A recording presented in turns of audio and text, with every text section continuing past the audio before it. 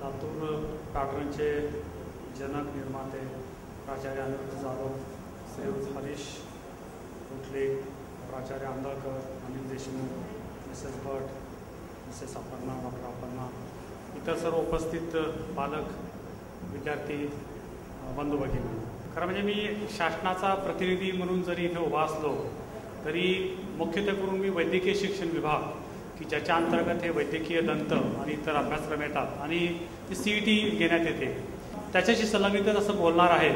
Education विभाग त्याच्याशी जे काही इतर गोष्टी संलग्नित येतात, सिलेबस वगैरे, SSC बोर्ड वगैरे, त्याच्याशी मी काही जास्त प्रकाश टाकू इच्छित नाही.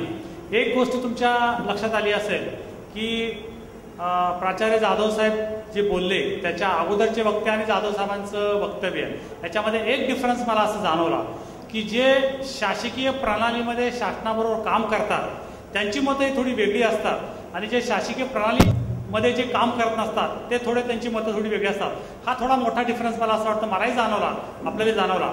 कारण आम्ही शासनामध्ये ही जे काही काम करतो, कुठली परीक्षा असो, नीट असो, MS CET असो, ही पालक, विद्यार्थी किंवा प्राचार्य यांच्यापासून कधीही तोडत नाही. आम्ही त्याच्यामध्ये निश्चितपणे त्यांचा सहभाग आमच्या याच्यामध्ये असतो आणि आमच्या या प्रक्रियेमध्ये 1999ला जी सुरुवात केली आम्ही नाशिकमध्ये, महाराष्ट्रातली पहिली MS CET, तेव्हा जाधव साहेबांचं अमूल्य मार्गदर्शन आम्ही त्यावेळेला घेतलं होतं की मोना त्यांनी या परीक्षेचा ढाच्यापासून, सिलेबसपासून बहुतेक, कारण आम्ही मेडिकल फील्डमध्ये, आम्हाला हे 12वी ज्युनियर कॉलेज आणि जे काही सिलेबस यातलं काही जास्त माहिती नाही, म्हणून आम्ही जाधव साहेबांसारखे तज्ज्ञ हे बोलावूनच आम्ही हे सगळी सुरू केलेली आहे.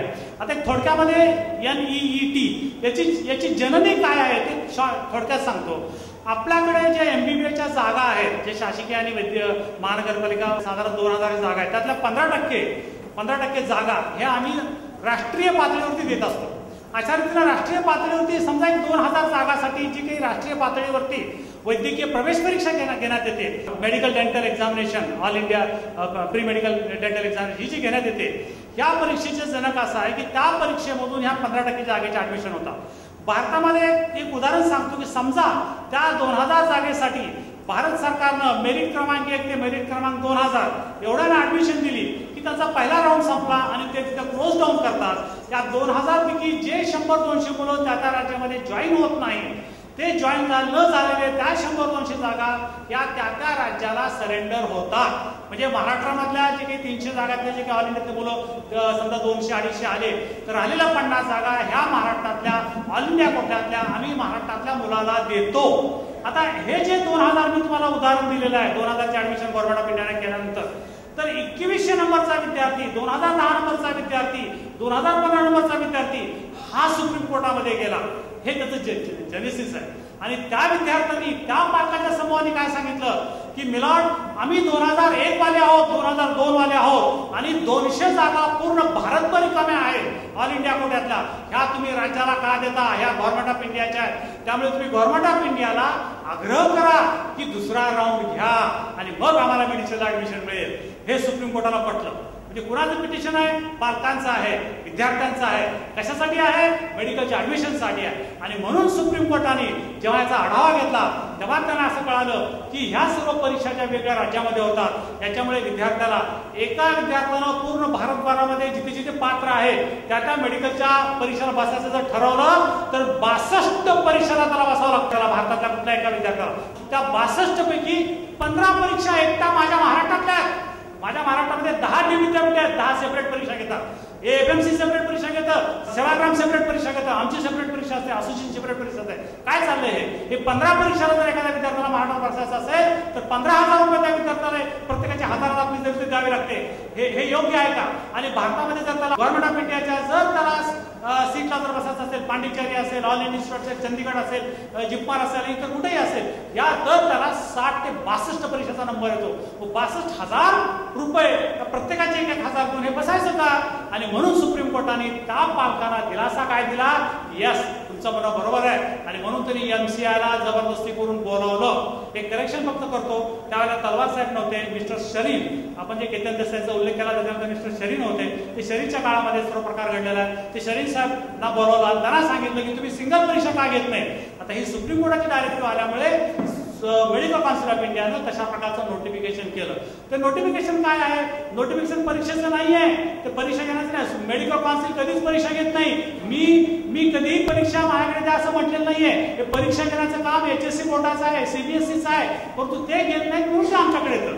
तर MCIनं फक्त नोटिफिकेशन दिलं, सांगितलं की मेडिकलचे ऍडमिशन हे सिंगल मधून होणार आणि हे नोटिफिकेशन सुप्रीम कोर्टामध्ये मित्र लक्षात घ्या मार्च 2011 सांगतो मी, मार्च 2011 मध्ये हे नोटिफिकेशन सुप्रीम कोर्टानं अप्रूव्ह केलं. त्याच्या अगोदर अप्रूव्ह झालेलं नाही. हे जे नोटिफिकेशन आहे हे डिसेंबर 2010 ही तारीख वारंवार सांगण्यात आली. हे नोटिफिकेशन वेबसाईट आल्याबरोबर आम्ही गव्हर्नमेंट ऑफ इंडियाला भांडल्यानंतर माझ्याबरोबर माझे सगळे काउंटर पार्ट जे डायरेक्टर आहेत दक्षिण भारतातले ते सगळे आम्ही बरोबर होतो. तामिळनाडूचे डायरेक्टर, आंध्र प्रदेशचे डायरेक्टर, कर्नाटकचे डायरेक्टर, गुजरातचे डायरेक्टर, गोव्याचे डायरेक्टर, आम्ही सगळ्यांनी भांडून गुलाम नबी आझाद साहेब आरोग्य मंत्र्यांना हैदराबादला ऑल इंडिया लेवलची एक मीटिंग घ्यायला लावली. त्या मीटिंगमध्ये सगळ्या भारतातले सगळे आरोग्य मंत्र्यांना बोलावलं. पहा आम्ही काय केलं, ते सगळ्या भारतातल्या सगळ्या आरोग्य मंत्र्यांना बोलावलं. तिथे गुलाम नबी आझाद साहेब चेअरमन होते, तिथे Sarin sir medical council of इंडियाचे ते पण तिथे आले. त्या ठिकाणी ऑल ओव्हर इंडियाची मोठी बैठक झाली आणि आम्ही सगळ्यांनी विरोध केला. त्यावेळेला आम्हाला गव्हर्नमेंट ऑफ इंडियाने अश्युअर काय दिलं, आम्हाला सांगितलं की तुमच्या HSC बोर्डाच्या सिलेबस प्रमाणे ही नीट जी आहे ती असेल, त्याच्यापेक्षा आम्ही जादा टॉपिक असा काही घेणार नाही. त्याच्यामुळे तुम्हाला काय आता अडचण आहे की नीट न होऊ देण्याची.